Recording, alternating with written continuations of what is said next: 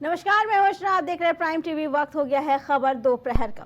बहराइच जिले के महसी तहसील के महाराजगंज में हुए हत्याकांड में मृतक राम गोपाल मिश्रा के साथ बर्बरता की सारी हदें पार कर दी गई थी। दूसरे समुदाय के हत्यारोपियों ने राम गोपाल को गोली मारने से पहले उसकी जमकर पिटाई की थी। सूत्रों ने बताया कि पोस्टमार्टम रिपोर्ट में मृतक राम गोपाल मिश्रा के शरीर में 30 से 35 छर्रे धंसने की पुष्टि हुई।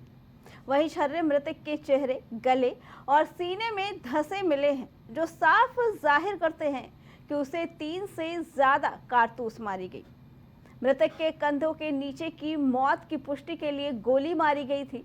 साथ ही सूत्रों ने बताया कि गोली मारने से पहले मृतक की जमकर निर्मम तरीके से पिटाई भी की गई, जिससे मृतक के शरीर में कई चोट के निशान हैं और बाईं आंख के ऊपर धारे और ठोस हथियार से वार के निशान हैं। वहीं मौत का कारण हेमरेज मतलब अधिक रक्त बहने की वजह से निकला है। हत्यारोपियों ने मृतक के साथ बर्बरता की हदें पार की और उसके नाखून को जिंदा रहते उखाड़ दिया और अंगूठे समेत शरीर के दूसरे हिस्सों में भी काफी ज्यादा गंभीर तौर पे चोटें दी। बता दें कि बहराइच में हिंसा भड़कने के बाद ये बर्बरता सामने आई। बहराइच की हिंसा में एक युवक को गोली मारकर उसकी हत्या कर दी गई, जिसके बाद अब उसकी पोस्टमार्टम रिपोर्ट आई है। पोस्टमार्टम रिपोर्ट में ये साफ सामने आया है कि उसके साथ हैवानियत की हदें पार की गई थी उसे मारने के लिए। पहले उसके सर, गले, सीने पे गोलियों से वार किया गया, चाकू से गोद कर उसे मारा गया। इसके साथ भी उसे वो मरा है या जिंदा है ये कंफर्म करने के लिए उसके कंधे पर भी गोली मार दी गई। इसके साथ ही उसके साथ जब मारपीट की जा रही थी, उसके जिंदा रहते ही उसके पैर और हाथ के नाखूनों को भी उखाड़ लिया गया। सोचिए, ये इतनी इंसानियत की बर्बरता थी कि कैसे उसके नाखूनों को उखाड़ लिया गया। इंसानियत ऐसे ही लग रहा था बहराइच में मरती जा रही है। जिस तरीके से मौत की पुष्टि हुई है राम गोपाल की, उस तरीके से तो ये लग रहा है कि उस वक्त जो भी लोग इस वक्त उस हादसे में शामिल थे, उनके अंदर की इंसानियत पूरी तरीके से दम तोड़ दी थी। पोस्टमार्टम रिपोर्ट देखने के बाद से ही सबकी आंखों में और गुस्सा भर आया है। उनका कहना है कि इस पे तत्काल प्रभाव से एक्शन लेना चाहिए। बता दें कि कल मृतक के परिवार वाले सीएम योगी आदित्यनाथ से मिलने के लिए पहुंचे और उन्होंने मांग की कि जो भी इस घटना में शामिल था, जिन्होंने भी राम गोपाल की हत्या की है, उनके साथ कड़ी से कड़ी उन पे कार्रवाई की जाए, उनके घर पे बुलडोजर कार्रवाई की जाए, साथ ही उनको एनकाउंटर भी किया जाए। सीएम योगी आदित्यनाथ ने उनके परिवार वालों को यह आश्वस्त करके दिया है कि पूरी न्याय होगा उनके साथ। इसी पे आगे जानकारी देने के लिए हमारे साथ अजीम मिर्जा जुड़ चुके हैं। अजीम, बहराइच की जो तस्वीर है, ऐसा लग रहा है कि पोस्टमार्टम रिपोर्ट आने के बाद ये नजर आ रहा है कि बहराइच में उन लोगों की इंसानियत खत्म हो गई थी जिस तरीके से मौत दी गई है राम गोपाल को। क्या कहना है इसके बारे में? जी अर्चना, आप बिल्कुल सही कह रही है। बहुत ही भयावह दृश्य था उस वक्त जो है महाराजगंज का, और उसी का नतीजा है कि आज इस वक्त वहां पर एकदम सन्नाटा छाया हुआ है। भारी संख्या में पुलिस बल वहां पर लगा हुआ है। और मैं आपको बता दूं कि अभी आज मेरी डीएम से बात हुई थी, उन्होंने बताया कि 9 बैरियर लगाए गए हैं, कोई भी आदमी वहां पर जा नहीं सकता है। और हमीद, जिसके घर से घटना हुई थी, वो सारे लोग फरार हैं। उनको एसटीएफ की भी टीम तलाश रही है। और ऐसा सुनने में आ रहा है कि उनका पूरा परिवार नेपाल में, उनकी कुछ रिश्तेदारी थी, वो और अपने पूरे नेपाल में चले गए हैं। और उनकी वजह से, उनकी हरकत से दूसरे वो लोग परेशान हो रहे हैं जो इस घटना में नहीं शामिल थे। इस वक्त महाराजगंज में कई घरों के ऊपर ताला लगा हुआ है। भारी संख्या में वहां पर पुलिस बल तैनात हैं। कई ऐसे घर हैं कि इतनी जल्दबाजी में भागे हैं कि उनके घर की लाइट जल रही है, पंखे चल रहे हैं, लेकिन उसके बावजूद जो है उनके घरों में कोई नहीं। जी अर्चना। जी अजीम, क्या लगता है जिस तरीके से मौत की पुष्टि हुई है, उस तरीके से तो ये लगता है कि ये एक सोची समझी साजिश थी, जानबूझकर तड़पा कर मारा गया है। कि बिल्कुल ये जानबूझ के साजिश थी। और मैं आपको ये बता दूं कि हमीद और राम गोपाल मिश्रा का पहले से विवाद चल रहा था। जी। ये कोई सांप्रदायिक दंगा अपने आप नहीं हुआ, बल्कि इन दोनों की आपस में पहले से दुश्मनी थी और 7 दिन पहले दोनों में झगड़ा भी हुआ था। उसी का परिलक्षित मामला ये, उसी झगड़े को आगे बढ़ाते हुए उस दिन जब प्रतिमा का विसर्जन हो रहा था तब ये विवाद दोबारा से सामने आया। जी अर्चना जी। अजीम, परिवार वालों ने फिर इस चीज की जानकारी क्यों नहीं पुलिस को दी? जब ये मामला सामने आया तो परिवार ने ये बताया कि उसे घर से घसीट के ले जाया गया था, लेकिन उस वक्त परिवार ने क्यों नहीं बताया कि मारने वाले जानते थे और उसे सोच समझ के मारा गया? देखिए, अब ये तो हमीद के मिलने पर पता चलेगा या राम गोपाल का परिवार बताएगा कि उन्होंने पुलिस को बताया था नहीं बताया था। लेकिन जहां तक आप पुलिस की बात कर रही हैं, स्थानीय पुलिस का रोल जो है वो बहुत शर्मनाक रहा। आपने ये देखा होगा कि दंगा होता रहा, राम गोपाल मिश्रा ऊपर चढ़ गया और काफी देर तक ऊपर रहा, और उस वक्त भी अगर पुलिस जो है चेत जाती और उसको नीचे उतार लाती तो शायद ये न होता। जी अजीम, और बहराइच की पुलिस शुरुआत से ही सवालिया निशान खड़े हो रहे हैं पुलिस के काम पे, क्योंकि एक तरफ जहां आदेश था कि पूरी सुरक्षा व्यवस्था रखी जाए मूर्ति विसर्जन के दौरान, उस वक्त जब ये सारी चीजें हो रही थी पुलिस ने क्यों नहीं ध्यान दिया, क्यों नहीं समय रहते इस पे रोक लगाया?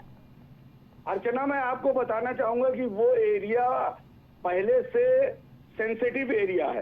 इससे पहले जो पूर्ववर्ती सरकारें हैं उसमें भी उस एरिया में जरूरत से ज्यादा पुलिस लगाई जाती थी, और यहाँ तक कि जो मुसलमानों के घर हैं उनके आगे 2-2 पुलिस वाले खड़े कर दिए जाते थे कि किसी प्रकार की कोई अप्रिय घटना न हो।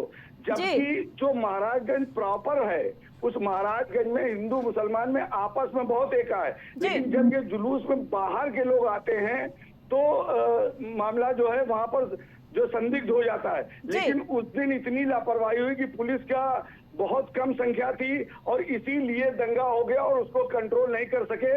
इसमें आज ये भी सुनने में आ रहा है कि सीओ मासी जो है रुपेंद्र गौड़ को भी जो है सस्पेंड किया गया है, लेकिन इसकी पुष्टि अभी प्रशासन नहीं कर रहा है। जहां मीडिया सर्किल में पूरी जो है खबर है कि सीओ जो है हटा दिए गए हैं, लेकिन प्रशासन जो है उसकी पुष्टि अभी तक प्रशासन ने नहीं की है। अजीम, अब इस हादसे के बाद बहराइच की क्या तस्वीर है? बहराइच में कैसा माहौल है? क्योंकि बताया जा रहा है कि 16 अक्टूबर तक वहां पे इंटरनेट सेवाएं भी बंद कर दी गई हैं, भारी पुलिस फोर्स तैनात की गई है। ऐसे में क्या माहौल है और वहां के लोगों का क्या रवैया है?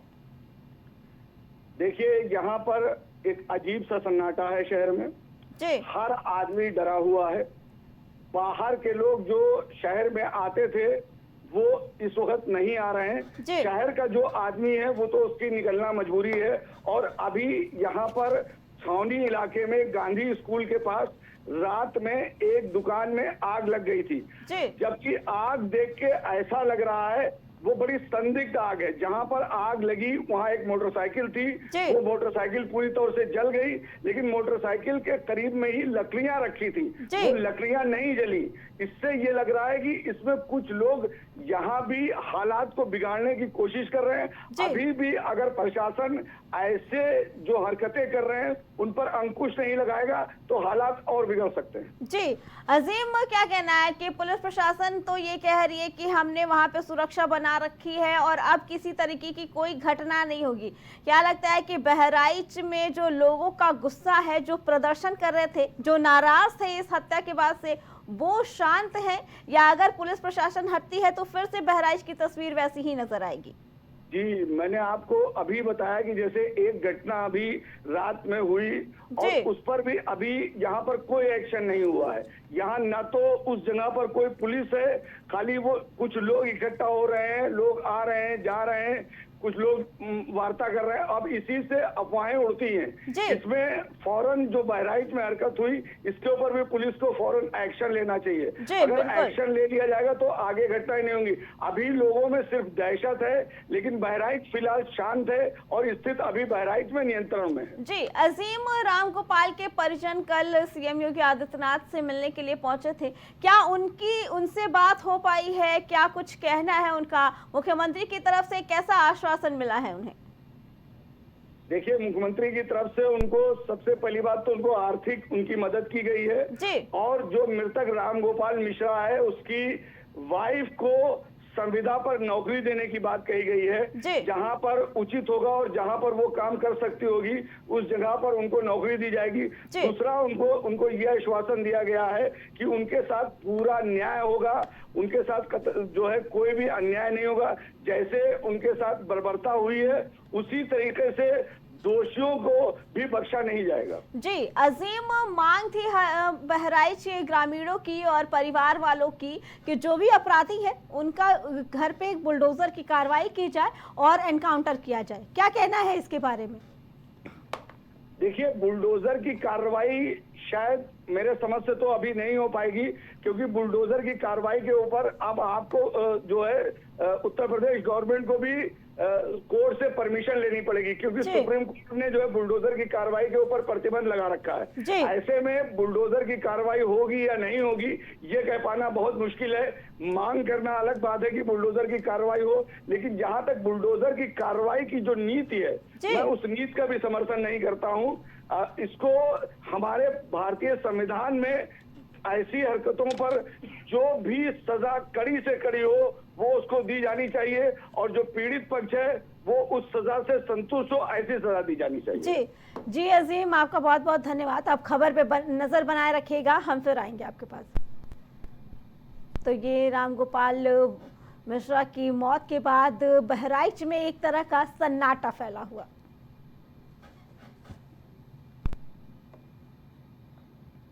हरियाणा में जीत के बाद उत्तर प्रदेश बीजेपी काफी ज्यादा उत्साहित है।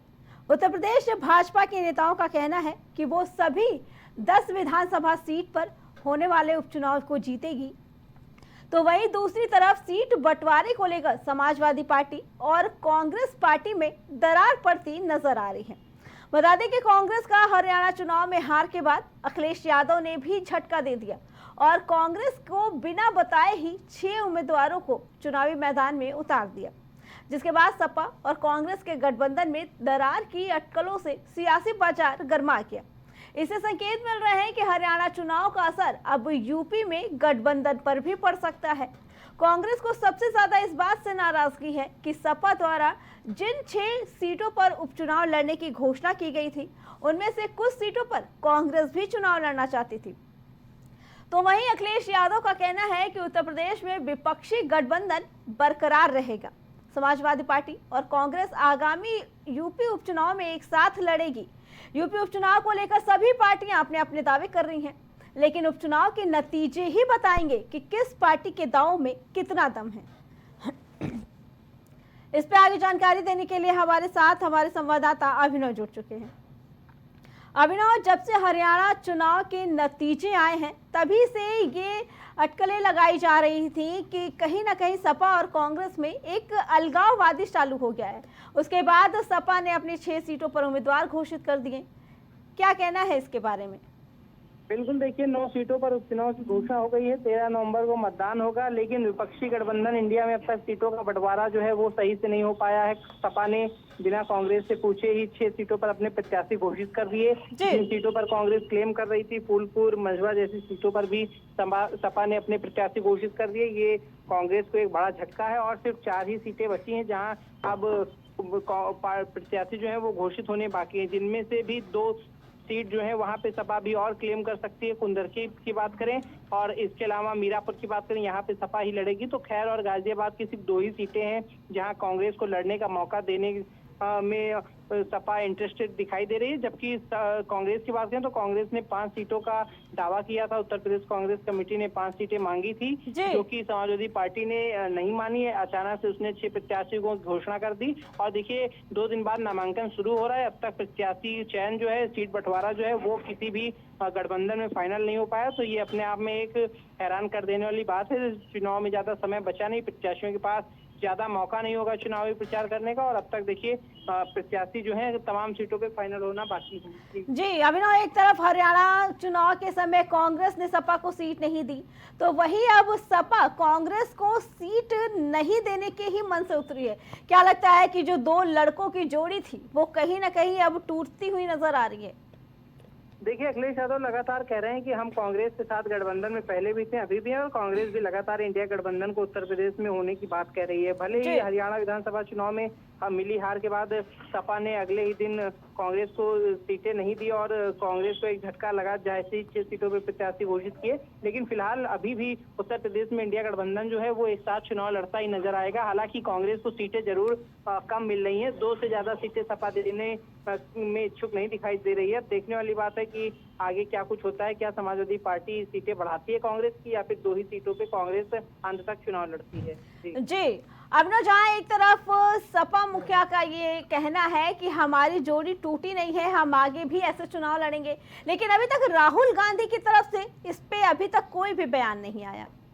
देखिए कांग्रेस की लीडरशिप जो है वो अब तक यूपी उपचुनाव को लेके कुछ भी नहीं कह रही है। प्रदेश अध्यक्ष और अविनाश पांडे जो यूपी प्रभारी हैं कांग्रेस की ओर से, यही लोग अब तक गठबंधन का नेतृत्व कर रहे हैं और इनका कहना है कि हम साथ में गठबंधन लड़ेंगे। अखिलेश यादव ने जरूर साफ किया है कि हम कांग्रेस के साथ में गठबंधन में हैं, हम अलग नहीं हुए हैं। और जैसे ही कांग्रेस आला कमान इसमें दखल देगा, वैसे ही सीट बंटवारे की तमाम चीजें जो है सुलझ जाएंगी। लोकसभा चुनाव में भी देखने को मिला था कि राहुल गांधी के हस्तक्षेप के बाद अखिलेश यादव सहमत हो गए थे और अखिलेश राहुल की जो एक जोड़ी है वो काफी कामयाब देखी गई यूपी में। सीट बंटवारे में भी इस जोड़ी का कमाल देखा गया। तो माना जा रहा है कि राहुल गांधी अंत तक जरूर इस मामले में दखल दे सकते हैं। जी अभिनव, जहां तक देखा जाए तो अखिलेश यादव ने अपने 6 उम्मीदवारों को उतार कर कहीं ना कहीं ये जताने की कोशिश की है कि यूपी में सपा का दबदबा है। क्या कहना है इसके बारे में? बिल्कुल, देखिए हरियाणा में कांग्रेस समाजवादी पार्टी को एक भी सीट नहीं दी। सपा चाह रही थी वहां पे चुनाव लड़ना, जम्मू कश्मीर में भी सपा के साथ ही हुआ। तो सपा ने उसी को कह सकते हैं एक प्रकार से यूपी में अपनाया। सपा ने बिना कांग्रेस से पूछे बातचीत किए अचानक से 6 सीटों पे प्रत्याशी घोषित किया और 4 सीटों पे अपने प्रत्याशियों को होल्ड करके रखा है। तो अब देखने वाली बात है कि चारों सीटों में सपा कितनी सीटें कांग्रेस को दे पाती है। जी अभिनव, लेकिन सपा और कांग्रेस में अगर फूट पड़ती है तो इसका भाजपा को कितना फायदा मिलने वाला है? भाजपा में भी देखिए तमाम मुश्किलें हैं। एनडीए के तमाम सहयोगी दल दोनों सीटों पर दावा कर रहे हैं। हालांकि उनको एक भी सीट अभी भाजपा देने में राजी नहीं दिखाई दे रही है। इसके अलावा बात करें तो आरएलडी को मीरापुर के अलावा कोई सीट नहीं दी जा रही है। तो ऐसे में एनडीए में भी तमाम टकराव की स्थिति जरूर है। और यहाँ तो 6 जो प्रत्याशी वो घोषित हो चुके हैं, वहाँ एक भी प्रत्याशी अब तक जो है मैदान में ही नहीं है। जी अभिनव, और देखा जाए तो भाजपा से इस वक्त सबसे ज्यादा नाराज निषाद पार्टी है। क्यों नहीं निषाद पार्टी को भाजपा की तरफ से एक भी सीट दी गई? देखिए निषाद पार्टी कटहरी में चुनाव हार गई थी नजदीकी मुकाबले में। और मंझुआ की बात करें, मंझुआ यहाँ पे सिटिंग एमएलए था, लेकिन भाजपा ने मंझुआ सीट निषाद पार्टी को देना अब तक उचित नहीं समझा। हालांकि निषाद पार्टी लगातार दावा कर रही है कि वो अपने ही सिंबल पे लड़ेगी। ऐसा माना जा रहा है संजय निषाद के बेटे को कमल के सिंबल पे भाजपा चुनाव लड़ा सकती है कटहरी विधानसभा से, अगर बहुत ज्यादा संजय निषाद दबाव बनाते हैं उनपे। लेकिन फिलहाल अभी भी संजय निषाद को कोई सीट नहीं देती हुई दिखाई दे रही है और आरएलडी को सिर्फ मीरापुर की एकमात्र सीट दे रही है भाजपा। जी अब ना, तो क्या ये मानना सही रहेगा कि अगर कहीं ना कहीं सपा कांग्रेस में फूट नजर आ रही है तो वहीं भाजपा के गठबंधन में भी फूट पड़ती नजर आ रही है? बिल्कुल, देखिए लगातार नाराजगी दोनों दलों के सहयोगी दलों में है। चाहे एनडीए की हम बात करें चाहे इंडिया की, दोनों तरफ जो सहयोगी दल हैं वो नाराज जरूर चल रहे हैं। लेकिन अब तक वो सार्वजनिक रूप से कोई बयान एक दूसरे के प्रति नहीं दे रहे हैं। लेकिन सीट बंटवारे में दोनों लोग असंतुष्ट दिखाई दे रहे हैं, दोनों ओर के लोग। जी अभिनव, आपका बहुत बहुत धन्यवाद। तो सीट बंटवारे को लेकर कहीं ना कहीं गठबंधनों में अब दरार पड़ती नजर आ रही है।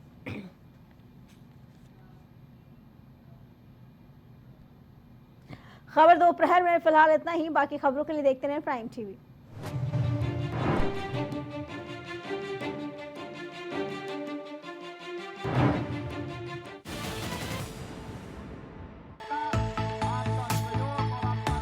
कुछ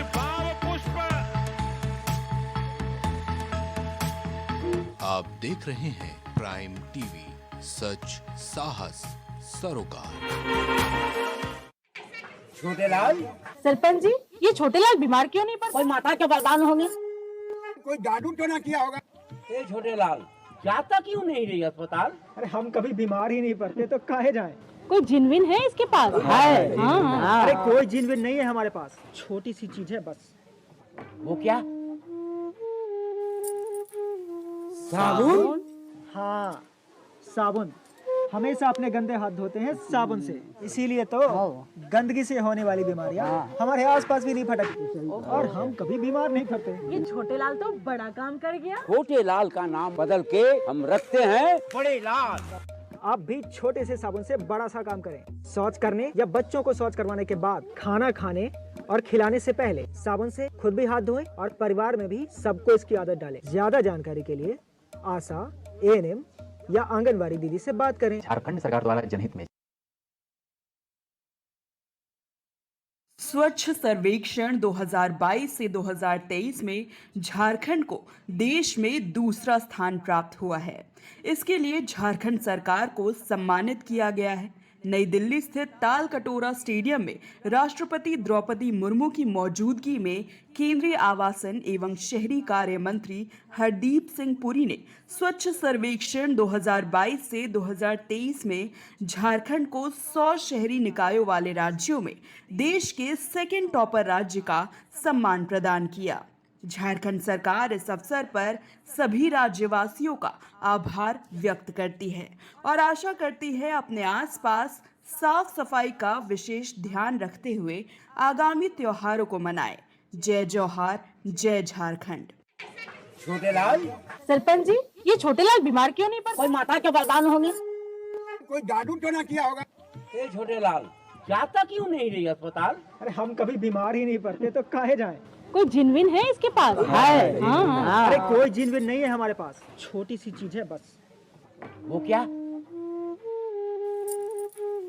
साबुन? हाँ, साबुन।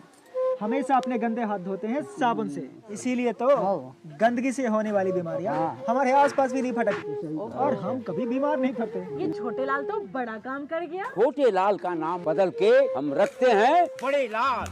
आप भी छोटे से साबुन से बड़ा सा काम करें। शौच करने या बच्चों को शौच करवाने के बाद, खाना खाने और खिलाने से पहले साबुन से खुद भी हाथ धोएं और परिवार में भी सबको इसकी आदत डालें। ज्यादा जानकारी के लिए आशा, एएनएम या आंगनवाड़ी दीदी से बात करें। झारखंड सरकार द्वारा जनहित में